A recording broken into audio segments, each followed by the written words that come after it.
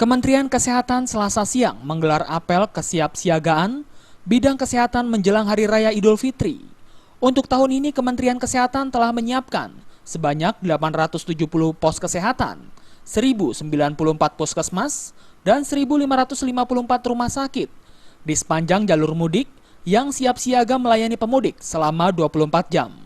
Tidak hanya itu, Kementerian Kesehatan juga menyiapkan 21 mobil ambulans dan 8 kendaraan khusus yang disiapkan untuk promosi kesehatan, logistik, dan pemeriksaan kesehatan pengemudi.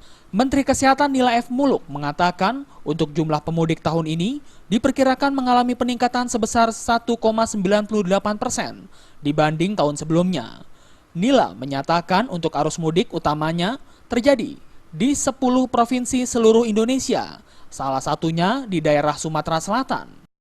Mencegah kecelakaan, saya lihat memang kenapa juga angka menurun barangkali bukan hanya maksud saya kendaraan ini, tetapi juga sebagian sudah dilakukan misalnya motor yang paling banyak, dan motor ini kan dengan Kementerian Perhubungan diminta untuk diangkut dengan kereta api, dengan jadi kapal laut, dan jadi dalam hal ini mengurangi memang betul yang terbanyak adalah kecelakaan dari motor sebenarnya, jumlahnya juga lebih banyak.